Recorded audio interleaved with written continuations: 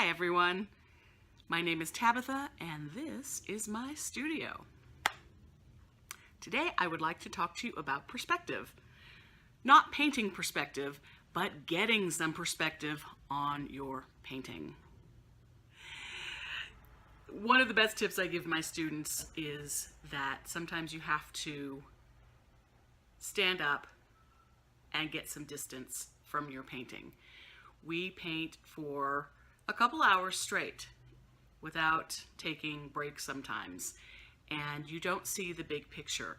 I walk around my classroom here and I get to see everyone's paintings in progress. I see them build, I see them grow, I see them change, I see them become something really wonderful. But when you're right in front of it, sometimes all you see are brush strokes and mistakes. You don't get the big picture. So I take my students to some place I call the viewing room. Now I know that sounds like this big important place, but really it's just my, office slash storeroom.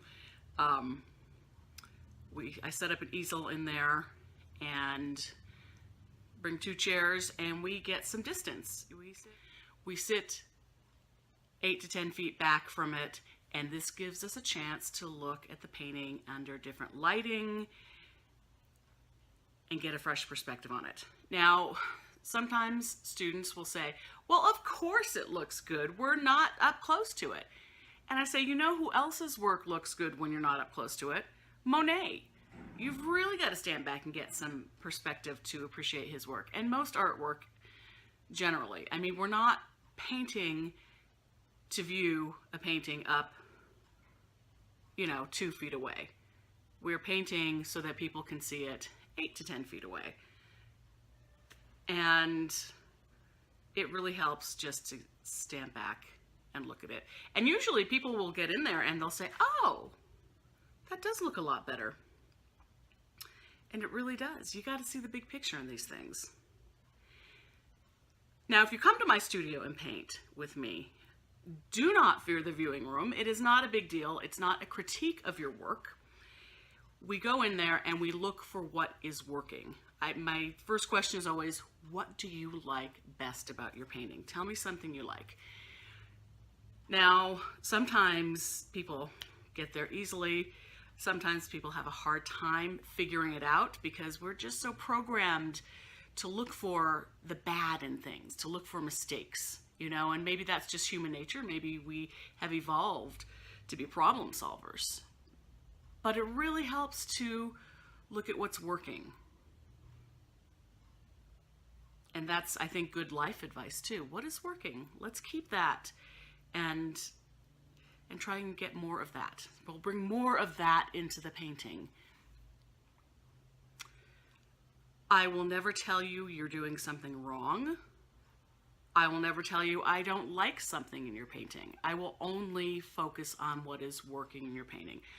I will tell you what I like about it, and there's always something I like. People will say, well, you're the teacher. You have to say something nice. Well, maybe. Maybe. I think I should say something nice. However, I never lie to you because there's always something to appreciate in a painting.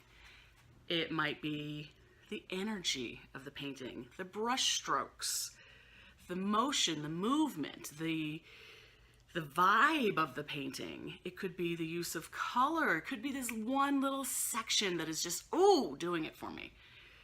So that's my advice to you. If you're painting at home or wherever you're painting, stop. Take your painting under some different light, for one, and in a different environment. Get quiet. Sit back. Contemplate it. Listen to it. See what it's saying to you. What does your painting want?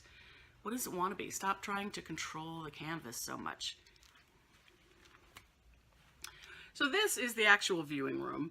I've got some black curtains up here hiding my messy closet, but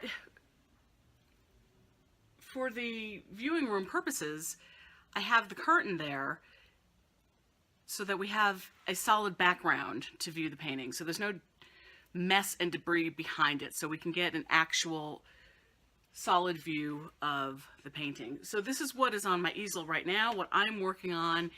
And if I were to viewing room it for myself, I would come in and I would say, what is working about this painting? What do I like best? And what I really like about this painting is this yellow, this horizon line that's just,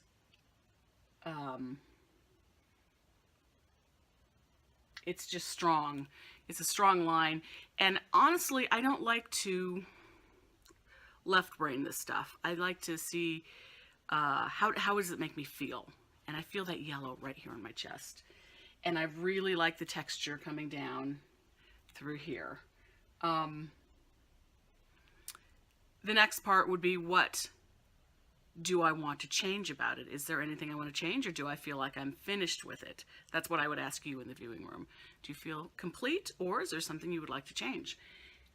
Definitely, I'm still working on this. This is a work in progress. And